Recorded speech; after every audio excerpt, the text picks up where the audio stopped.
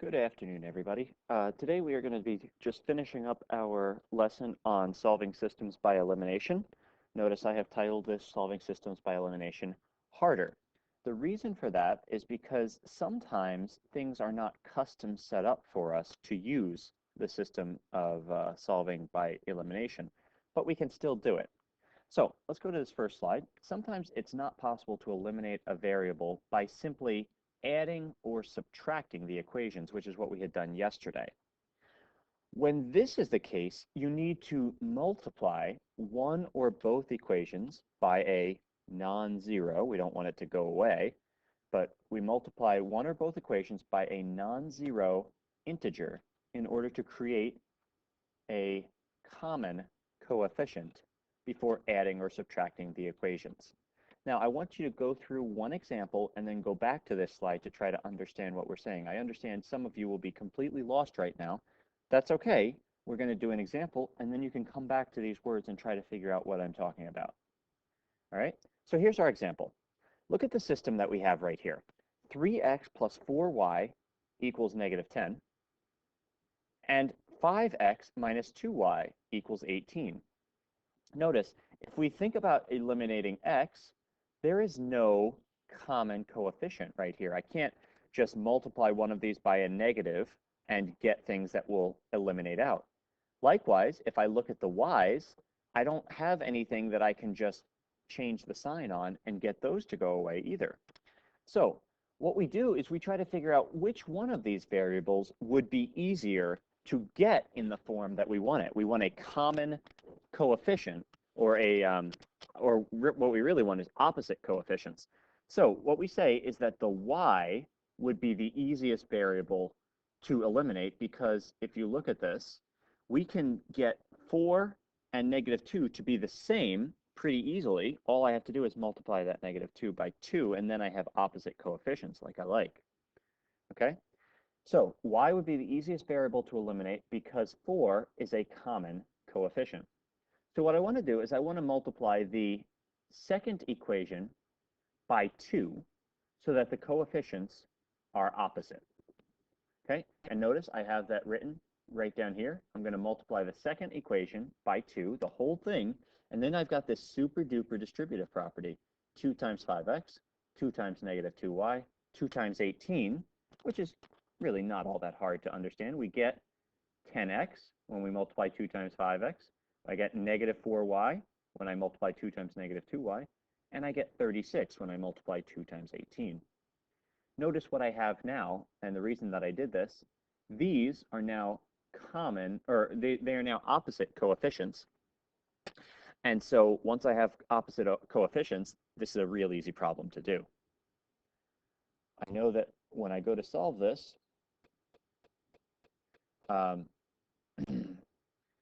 3x plus 10x is going to be 13x. 4y minus 4y is going to add up to 0. And negative 10 plus 36 is going to give me 26. I divide both sides by 13, and I get that x equals 2. Okay? And once again, this is now the same problem as I was doing last class, and so I am not going to call myself done until I figure out what y is and check my answer. So we have found that x equals 2, and so I'm going to plug that in to both equation, sorry, to the easier looking equation. So I have picked the equation 3x plus 4y equals negative 10. And so I plug in, I plug in 2 for x, and I get that 6 plus 4y equals negative 10. I subtract 6 from both sides, minus 6, minus 6. I get that 4y equals negative 16. And then I divide by 4 on both sides. Divide by 4, divide by 4. I get that y equals negative 4. So my solution is going to be 2 comma negative 4, but I still need to check in both equations now. So I plug in my 2 for x in both equations. I plug in my negative 4 for y in both equations. And I check this thing. So 3 times 2, oops.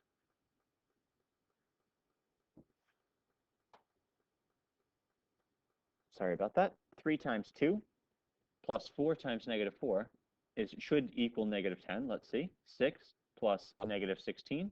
If I add 6 and negative 16, I get negative 10. So I have found that that one is correct. And then I do it again over here. 5 times 2 is minus 2 times negative 4 should give me 18. 5 times 2 is 10. Negative 2 times negative 4 is positive 8. So 10 plus 8 does in fact give me 18. And I know that I am right. Let's do another, or let's talk about choosing the variable to eliminate. So in the previous example, we eliminated the y by first finding the common coefficient of 4. So in order to create the common coefficient of 4, all I needed was one additional step. All I had to do was multiply this second equation by 2, and then I was able to have my opposite coefficients like I like. However, sometimes it's not even that easy. Well, there is one more level of difficulty that we can get, and that's about it. So sometimes it's not so easy, and we have to force a common coefficient, is the way I like to say it. We're going to force two coefficients to be the same, or rather to be opposites. So let's look at this next equation.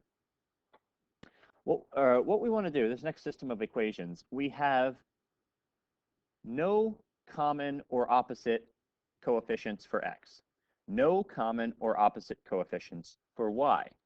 And in fact, if you look at x, there's no multiples of the other. So I can't I can't just multiply the 3x by 2 to get 5x or negative 5x. So I can't even do that. There's no multiples with the 4 and the 3 or the 3 and the 5. So here's what we have to do in those situations. What we do is we pick a variable we want to eliminate, usually x, because they're about as easy at that point. And what I am going to do, I am going to say, okay, I want this first equation, I want this 3 to end up being the same number as this 5. How do I do that? Well, it's actually pretty simple. What we're going to do is, it's like finding a common denominator when you have no multiples. What I'm going to do is I'm going to multiply this whole thing, the first one, by this coefficient here, 5. And then, quite separately, I'm going to multiply the whole second equation by the coefficient to x in the first one. But I know that if I do that, I'm going to wind up with 15x and 15x. Those do not add to give me 0, so I'm just going to multiply by negative 3 on this second one. Okay, so let's look what happens when I do that. I multiply the first one by 5, I multiply the second one by negative 3, because the first one will give me 15x plus 20y equals negative 40. The second one, if I multiply by negative 3, I get negative 15x minus 9y equals negative 15. And this negative 15 and positive 15, that's the ticket. That's what I'm looking for. So let's see what happens when we do the whole thing out. I get 15x plus 20y equals negative 40, plus negative 15x minus 9y equals negative 15. I add those together. Notice my 15 plus negative 15x go away. They add up to 0. And then I just simply have 20 minus 9 is 11. Negative 40 minus 15 is negative 55. So I have 11y equals negative 55. Divide both sides by 11, and I get that y equals negative 5. Once again, I'm not done because I don't know what x is yet. So I take this negative 5 that I had, and I'm going to plug it into either equation really will work. I'm going to plug it into the top equation. And so I get 3x plus 4 times negative 5 equals negative 8. That's 3x plus negative 20 equals negative 8. And what I'm going to do is on both sides, I'm going to add 20 because I have a minus 20 already. So I add 20, and then I wind up with 3x equals 12. Divide both sides by 3, I get that x equals 4. And so 4 comma negative 5 is my solution. But once again, I need to check this. 3 times, oops, need to remember to lock these down so they don't move when I try to do that. 3 times 4 plus 4 times negative 5 should equal negative 8. 3 times 4 is 12. 4 times negative 5 is negative 20. 12 plus negative 20 is, in fact, negative 8. Great. 5 times 4 plus 3 times negative 5 should equal 5. That's 20 plus negative 15, or just minus 15. 20 minus 15 is 5. So I got that one right as well. Excellent. So one important skill to think about is which variable do I want to try to eliminate when it's not obvious? And what do I need to multiply each equation by? So we've got 3 listed up here. I'm going to do the first 2 with you, and then I want you to answer the third one. So for this first one here, it's pretty obvious that I'm looking for multiples. Anytime you have a variable that has 1 as a coefficient, which the x does in the second equation, that's probably a sign that that's the one I'm going to try to eliminate, because then all I have to do is I have to multiply this whole second equation just by negative 2. And when I multiply that by negative 2, I'll get negative 2x minus 4y equals 0. Let me write it out here. It's a little messy. Negative 2x minus 4y equals 0. And then I'm set up to do elimination. In the second one, what I'm going to think about is, well, I could either eliminate the x because I don't have anything common there, or the y because I don't have anything common there. What I'm going to try to do is I will allow you to use either one you want here. But what I like to try to do is if one of them has a positive negative pair, like the y's do, the y coefficient for the first equation is positive, the y coefficient for the second equation is negative, I'm just going to use that one because that makes my life easier. So what I will do is I will multiply this first equation by the second coefficient, negative 6, and I will multiply the second equation by my first coefficient of 8. So look what happens. 3x plus 8y equals 81. I'm going to multiply all of that by negative 6. And then 5x minus 6y equals negative 39. I'm going to multiply all of that by the 8. And I did actually misspeak. I apologize. Yeah, if I do it like this, we're going to wind up with negatives on both. I do not want to multiply by negative 6. I just want to multiply by the 6. Because when I do that, look what happens. Look what I get. I'm going to wind up with 6 times 3x, 6 times 8x, 6 times 81. That's 18x plus 48y plus 6 times 8 is 48. So this is 486. Or, I'm sorry, I made a mistake there. Equals 46. I'm sure some of you already caught that. And then the second equation, 8 times 5, 5x, 8 times negative 6, 8 times negative 39.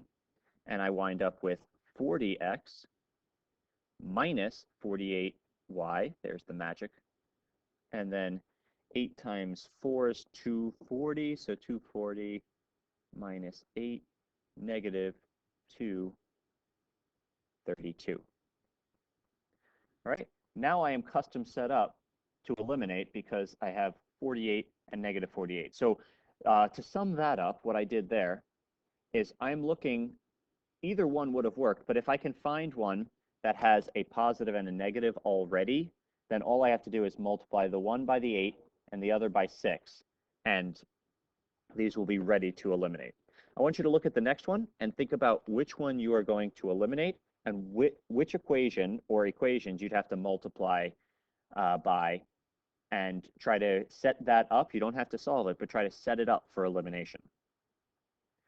Next, which variable can we eliminate with the least amount of work in the system below? Well, let's look.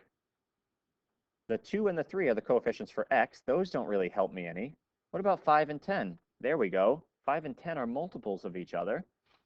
So what I'm going to do is I'm going to say I'm going to eliminate y. And what I'm going to do is multiply this top equation just by 2.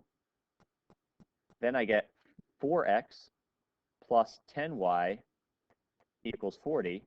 Notice this 10y and negative 10y are just going to add to 0, and I am ready to do my elimination. Next, solve the following system of equations using elimination. I think this is actually the same question. So I'm going to do the exact same thing.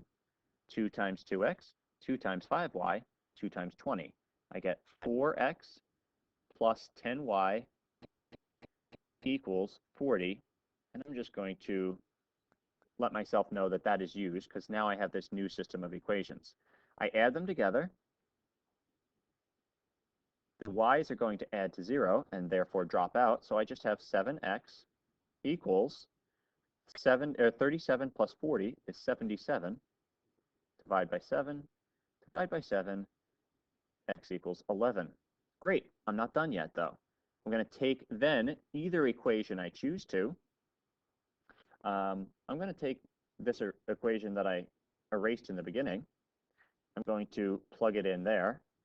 And so I get 2x plus 5y equals 20. If you use a different equation, you should still get the exact same answer. 2 times 11 plus 5y equals 20. 22 plus 5y equals 20. And so, minus 22. Minus 22, I get that 5y equals negative 2.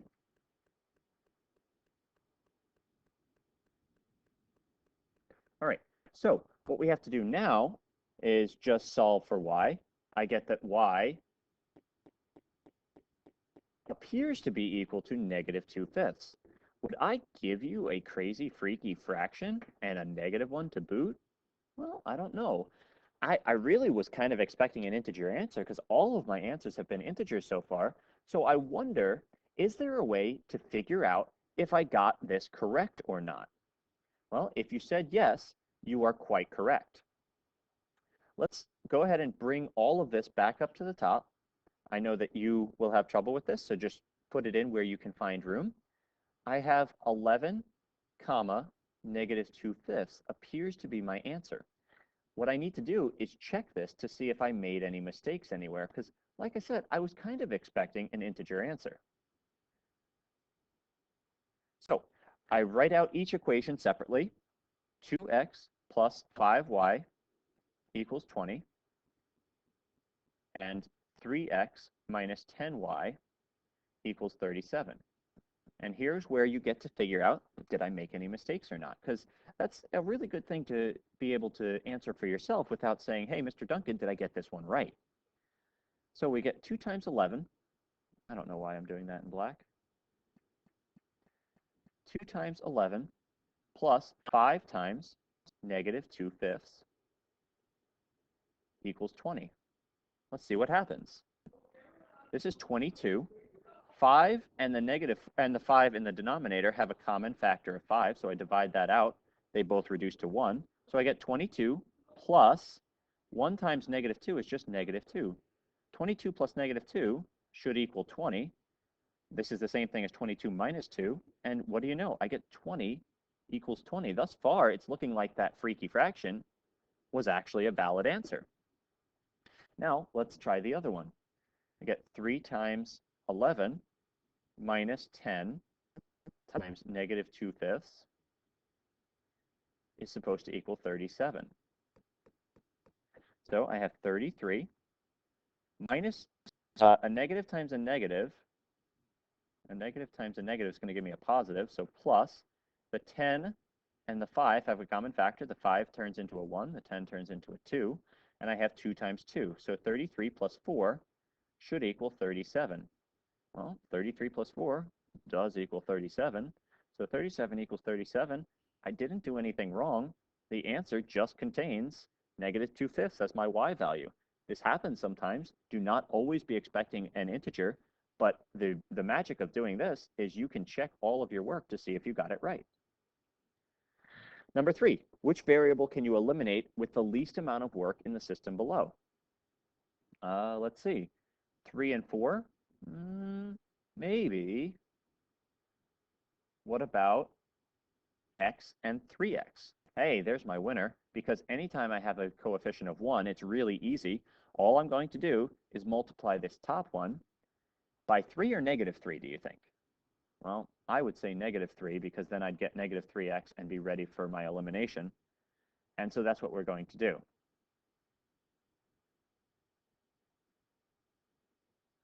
Okay. And what will you multiply the first equation by in order to solve this? We already did answer that. It's going to be by negative 3.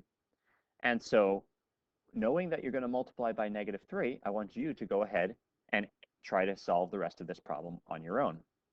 And then I'm going to go and do another one. Solve the following system using elimination. Well, here the x would, here the x or the y would both work. I'm going to say the y will be the easiest because 10 is the common coefficient. Multiply the first equation by 2 so that the coefficients are opposites, and the y coefficients are going to be opposites, so we're going to solve the system of equations by adding. So when I multiply everything by 2, look what happens. Multiply this by 2, 2 times 9x, 2 times negative 5y, 2 times 4. I wind up with something that looks like this.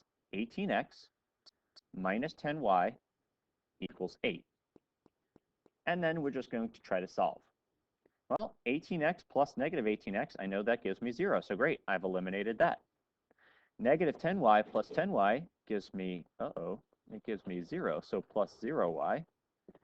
And then 8 plus 10 gives me 18. Well, 0x is just 0. 0y is just 0. So 0 plus 0 equals 18, meaning 0 equals 18. What in the world is going on? Well, remember, just like when we were trying to solve by substitution, anytime you get a funky error like this, the same rules apply. A number equals a different number this is math trying to say to you, hey, you made a mistake. You tried to tell me to find the point where two lines intersect. Only problem is it can't actually happen. So what do I know about these two lines?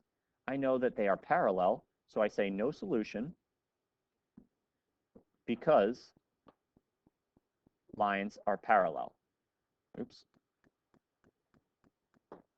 So your turn. Go ahead and try one. It might be a system that has no solution or has infinite number of solutions, or it might just be one that has a number. Keep in mind, you have to figure out which one is which. And that is all. Enjoy the rest of your math strivings and have a wonderful day.